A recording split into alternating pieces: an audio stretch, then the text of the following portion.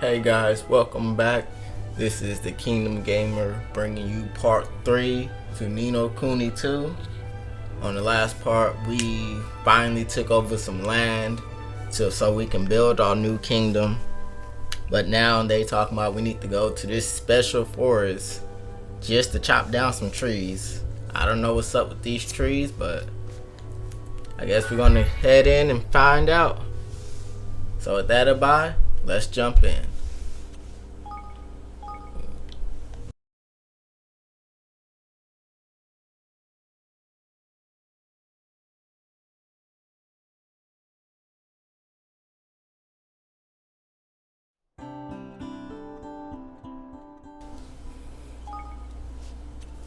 Alright, so right here I'm just gonna tweak a couple of stuff. So I was actually right. This only levels up to 4 levels, so you can only have at max 1 of each thing. But I'm more worried about getting my experience up, so I'm gonna have 2 dials on that. And then I don't really need the money. Mainly I use the money to buy equipment, so I'm gonna have that go so I can get better equipment. And I don't know, I might change it so that I'll have a level 2 on equipment instead of having a level 1 on items that drops. But we'll see, because we're gonna be leveling up a lot easier now that it's at a level 2.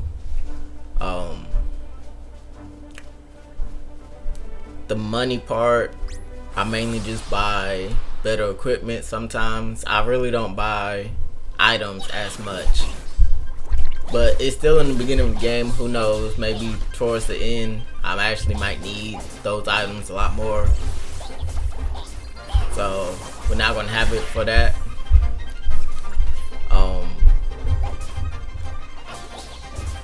And if we picking up some good items off the floor, a lot of times we can pick up money and healing or herbs. So all of that would take into consideration that we don't really need the money at the moment. And then if they drop better weapons and armor, that's a double plus. So we're going to focus on that. I saw there was a skirmish flag not too far from where I'm at. I feel like towards the late game I'm probably gonna do the skirmishes, because I don't think that is that important. I feel like it's more of a side gimmick, because at the moment I'm thinking that its real importance was just to take over this empty land. But now that we did it, I feel like everything else is just optional. I don't think it's gonna have that much big of an effect going forward into the end game. But if it does, then we'll go back and we'll start doing more skirmishes. But at the moment I only got two groups with me, so even before I want to do more skirmishes, I want to have a complete party to do it with. And that is another big enemy. I'm gonna test my luck with this. It's a level 15. Most of my characters should be strong enough to take on this. I feel like I might want to switch characters since I'm not that used to playing as him. He does a lot of jumping around. I'm gonna have to figure out a way to ground him.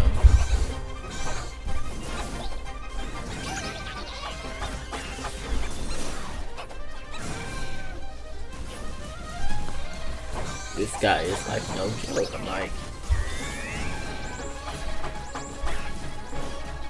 but I think I'm starting to get used to his attack pattern. So he does about 3 to 4 jumps, and then he got the rush.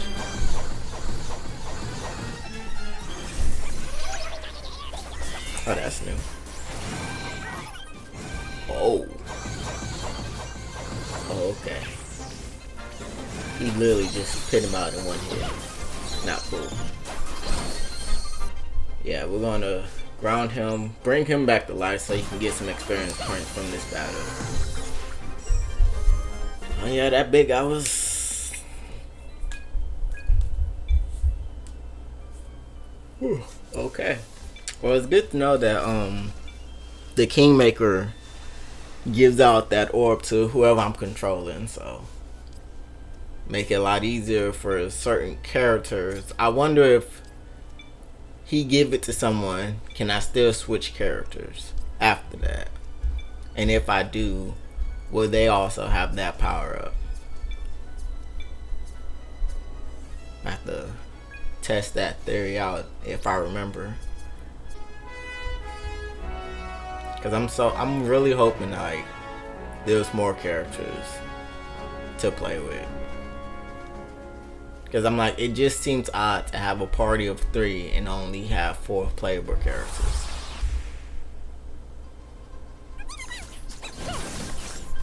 Like that basically guarantee that one of your party members is going to be left out. It's going to be underleveled for the most part. Like, I don't know.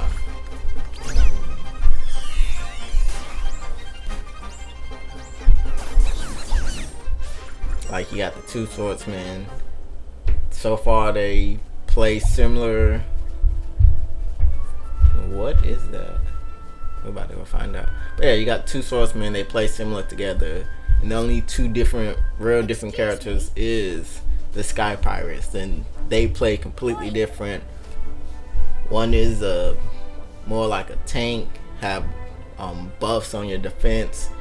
The other one is fast but not that strong, more of the thief. So yeah, I'm hoping there's more characters to play with so you can have a better round out team.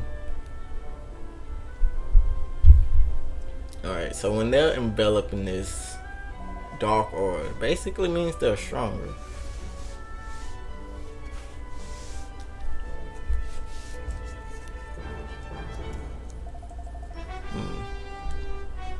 See, I can see the tinkering system being perfect for stuff like this.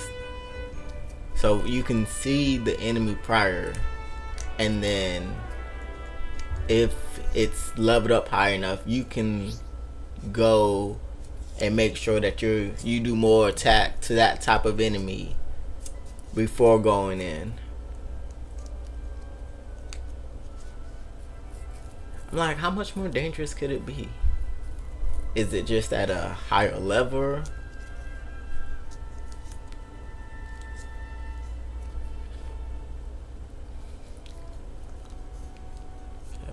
Remember, Miss NG, they attack without precision. All who approach them. Oh, they got bounties on their heads. So I'm guessing if I defeat one, then I'll get like a lot of XP, a lot of money. I'm hoping I get some good items when I defeat them. And you can actually look at them in your library. That's cool.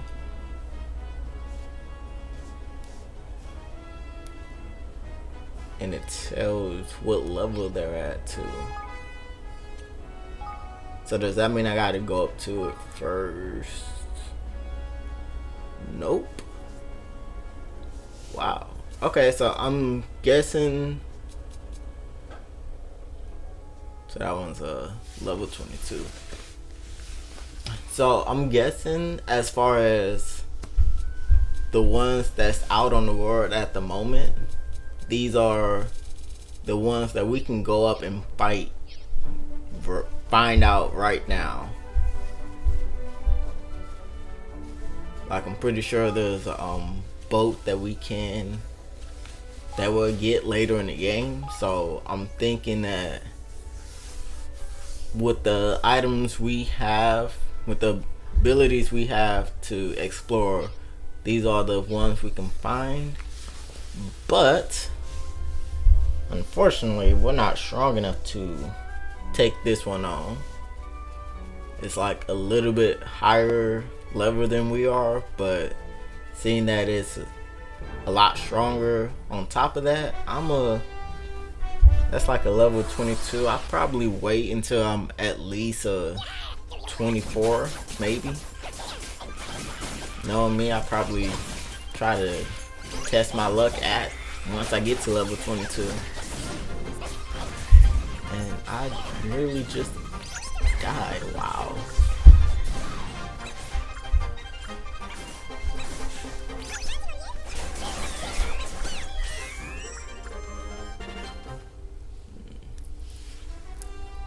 So I forgot to bring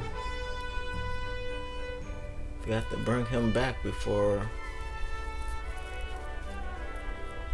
I killed him. So I'm not going to heal him. What I'm gonna do is hopefully, you know what, now that I think about it, that just seems like a bad idea. Originally I was just gonna wait until the Higgities was activated and use their healing abilities, but then I thought about it and he might die before that happens, so I didn't feel like risking it after thinking about it.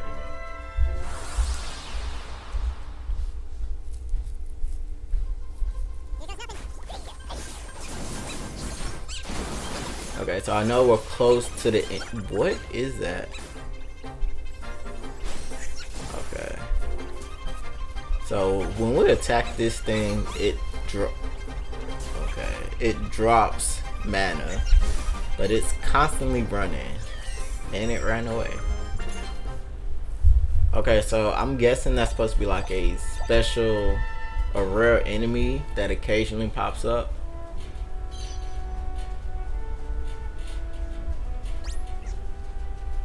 It's gonna be hard to try to attack if all it's doing is running away like that.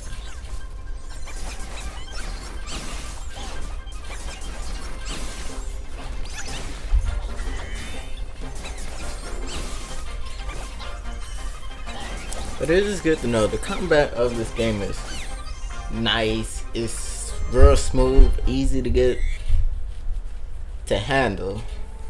Think if anything, it'll be keeping an eye on what weapon you have and the perks of each weapon.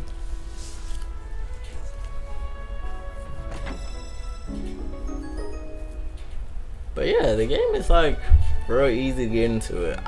So far I am really enjoying playing this game. I would suggest this game to just about anybody.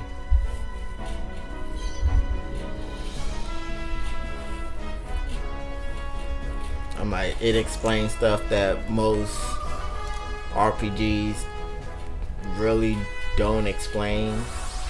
Matter of fact, it explains stuff that most games don't explain, but that's just a plus on our part. But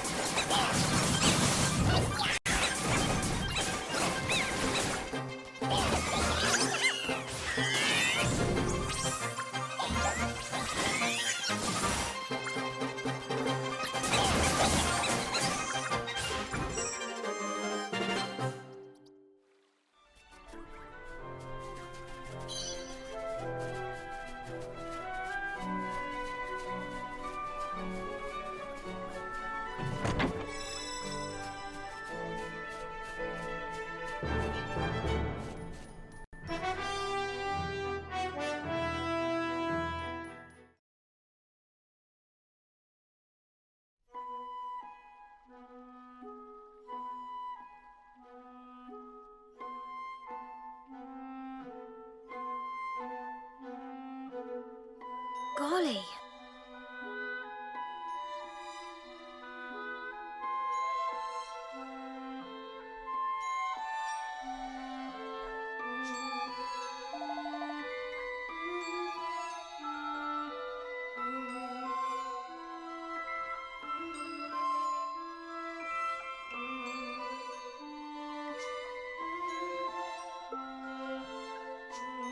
Mm-hmm.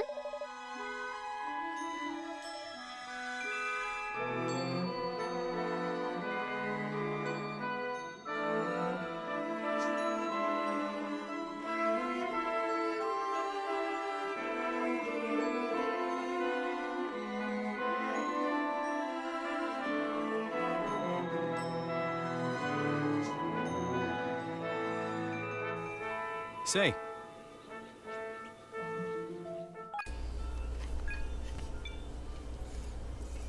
Okay, so we made it back.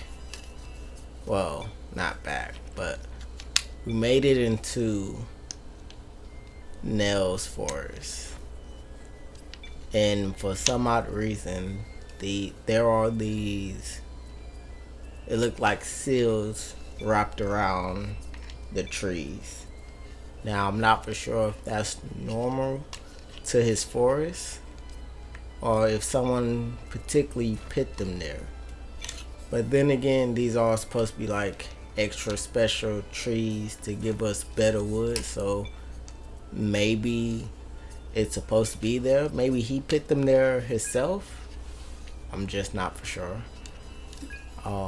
So we're going back inside the Tinker, the tactic.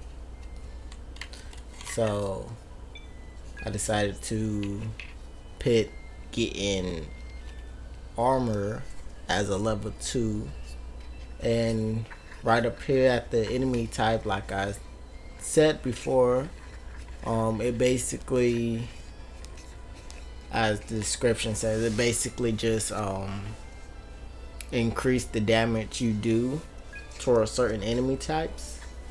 And of course there's like, you can either do one or another enemy type. So for at the bottom, as I've already seen from the enemies that was farther above, it looks like there's a lot of fairy types. So I have it more on fairies than I do whatever is the opposite of fairies. I know it tells you, but I just wasn't paying that much attention. So you got the solids, and then the liquid based enemies, and then you got the dragons and the reptile enemies, and fairies, and whatever's opposite the fairies in this game. So and then in here we got the elements. So basically this just built up our resistance towards certain element attacks. So that they're not doing as much damage to us, or we're not being affected by it. And just like with the monsters, we can upgrade one or the other up to 5, which is interesting that they have it like that. Here's another fast point travel, so we're gonna go ahead and activate this just in case we need to go back and forth. Well, at the moment we don't have anywhere to go, but they was talking about the Golden Paw, which is a kingdom that's just outside of the forest. But you know, sometimes games be like, oh, it's just right outside, and it'd be like 6 miles, about 20 miles down the road.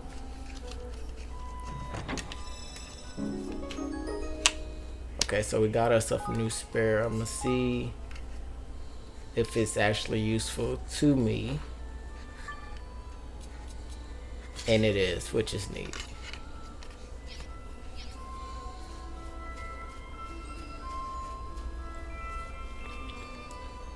Yeah, like you can see that these are fairies, and then we have liquid enemies as well.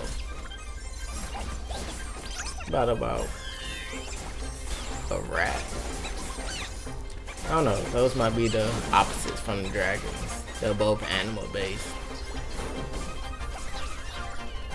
enemies, so I don't know. I might go back and relook at that. I'm not sure. So of course I get that power up as at the end of the battle. Thank you again. My Kingmaker is so useful when it counts.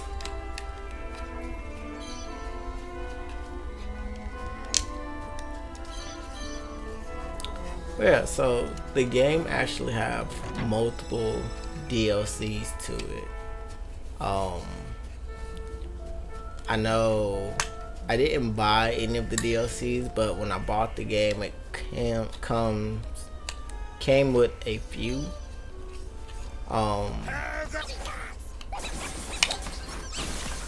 So I know there's one DLC that's been out for a while, and another one that came out like towards the end of last year. I'm thinking about, I'll most likely going to buy it, but I'm not sure if I'm going to buy it before or after the playthrough. I'm still gonna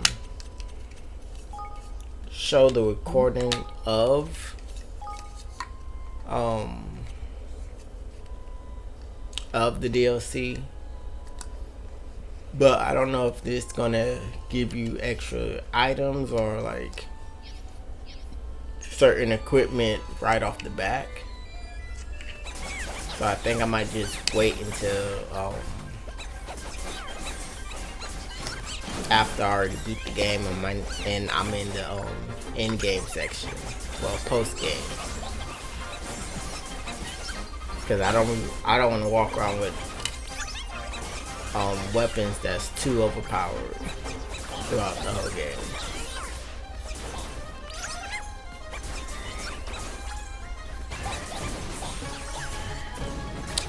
Which, speaking about stuff being overpowered, I find it hilarious. So I just got done watching season 2. Well, I just started season 2 of One Punch Man, and I thought about it. I was like, I completely understand Saitama's whole point. Like, granted, throughout the first season, first couple of episodes, you get that the whole show or manga is nothing but a parody on overpowered characters. But like, I completely understand. I feel like most gamers will, especially if you're in an RPG or an action adventure game. Any games that have like a leveling up system, I feel most gamers can understand how Saitama feel. Like, everybody think it's all fine and dandy being super overpowered, but when you think about it, once you get to that point and you're just one-shotting everybody, the game gets somewhat boring. Like, let me think. Like, let's say if the game doesn't upscale towards the level that you're at. So I think like right now we're at what, level 18, 19, maybe 20. Let's say after we beat the game and we're at I don't know, I think the max level is like level 90 or level 100, and then we come back to Nell's Forest, we're gonna be like overpowered as heck. So we can literally just walk through the whole forest and just one shot everybody. Excuse me?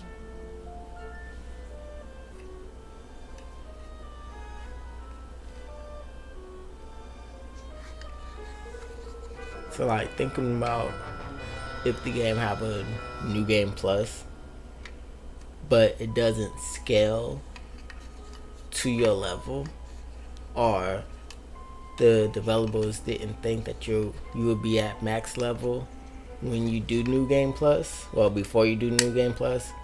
So you're doing new game plus, you're at max level, you're going through the whole game just one-shotting everybody. The game is gonna get like highly tedious. Like, granted, you get to go, you get to re-experience the story, which is fun. There's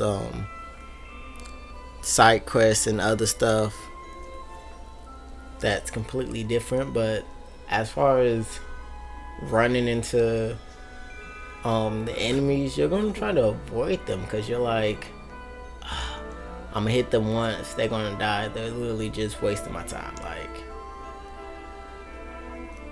Like I was telling my friend, like, most gamers understand Saitama's problem.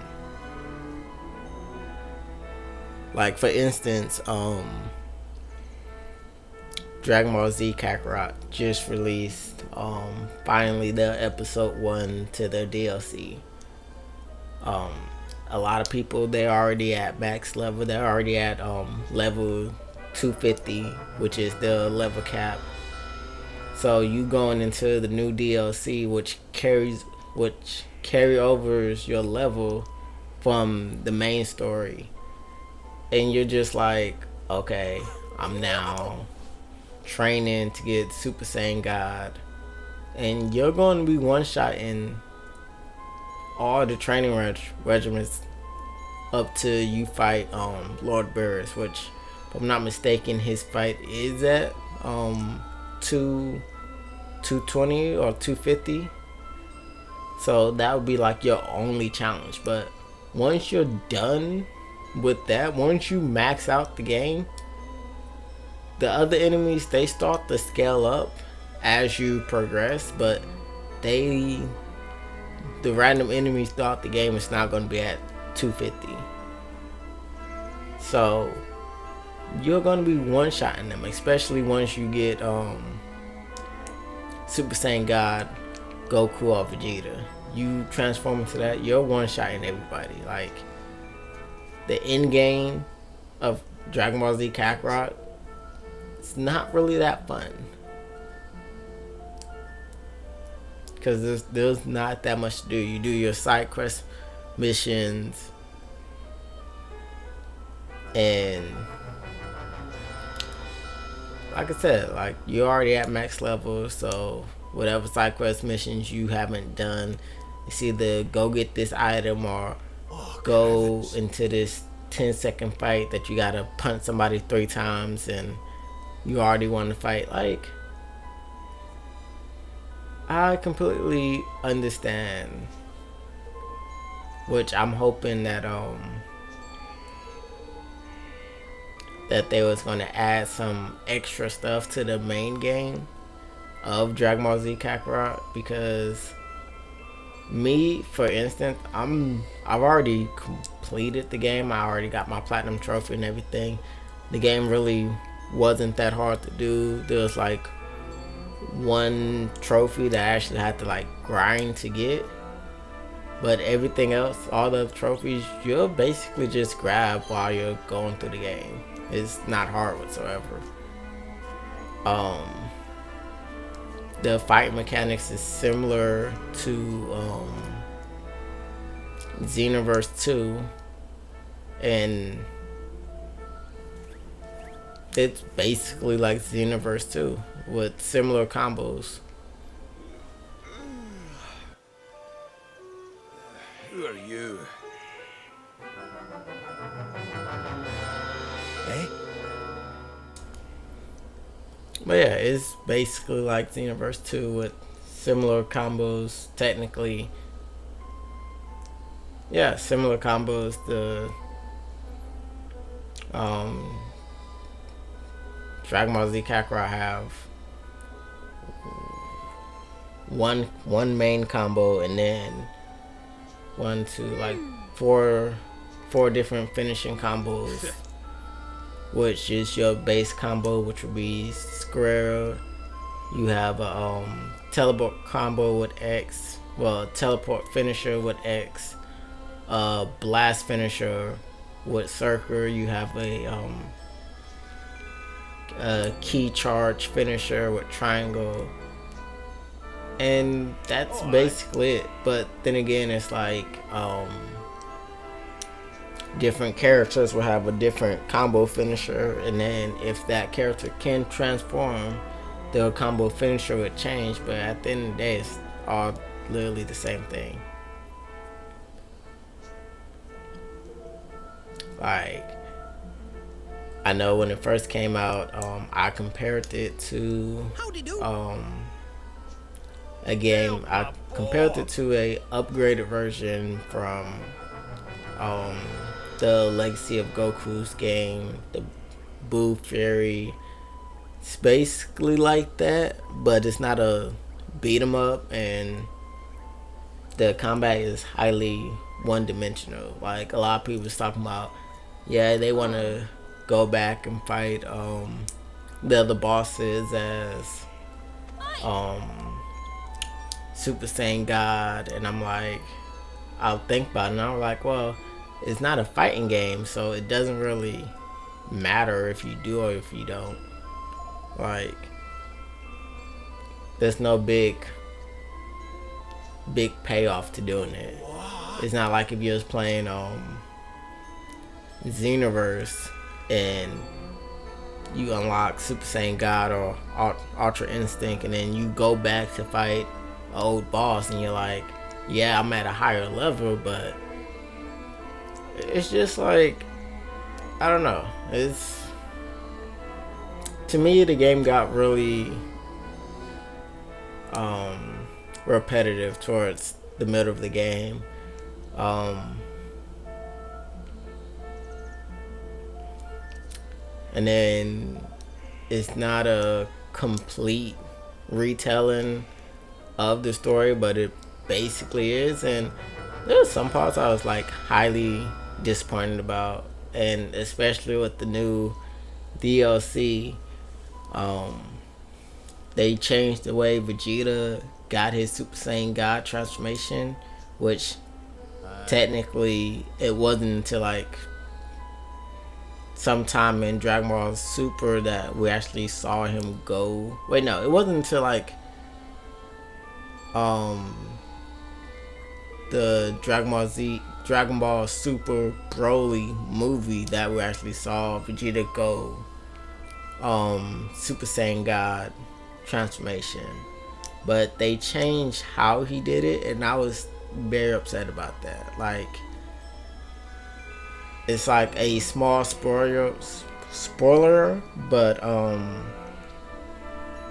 in Super, Goku goes Super Saiyan God by getting strength from five Saiyans, which gives him temporary power to achieve Super Saiyan God. But Vegeta achieved Super Saiyan God by just training. Like, Goku was able to re-tap into that power because his body got used to being in that form, but Vegeta had to force his body to get to that power. And that's one of the reasons why I like Vegeta so much, that he like, don't get me wrong, Goku trained, we see him train a lot, but Vegeta also do a lot of training as well. But in the game, they took that away from him. I was highly disappointed. But I already got the season pass, so I may or may not do a video on it. But that's neither here or there. I know this isn't a video about Dragon Ball Z Kakarot, but it was just proof my point that once you get overpowered and there's a like going back to a weaker place, it's fun for a moment, but like if everything don't upscale, it gets highly boring after a while. And on a side note, I'm pretty sure I said it before, but I am like so sick and tired of the game having these one note cutscenes. Like, it's not that hard. Like, how much are you paying your voice actors that you can't have them? You have so little cutscenes, but when you do have certain cutscenes, they only have like 1 or 2 words to say.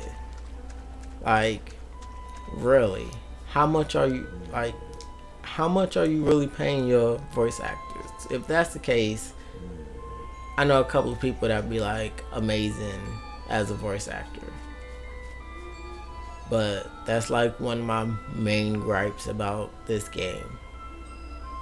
I don't mind it not having a lot of cutscenes, but at the same time, if you're going to have a cutscenes, have it more than just 1 word, 1 or 2 words. That seems like a waste of time. Seems more like a waste of money just to pay someone to read out a couple of words. I can understand if there was like an extra in a movie or like a background character in a game or something, but Nell seems like he got his own force. I'm pretty sure he's not just a random side character. I'm pretty sure he's not gonna have a lot of speaking of lines throughout the game, but even if he doesn't have that many lines, they could have so cut that out and just had us read that instead. Alright, that's gonna be it for this video. I know I had a long tangent about the all completely different games, so next time I'll try not to do that. But thank you for watching. This has been the Kingdom Gamer, and hope y'all enjoy.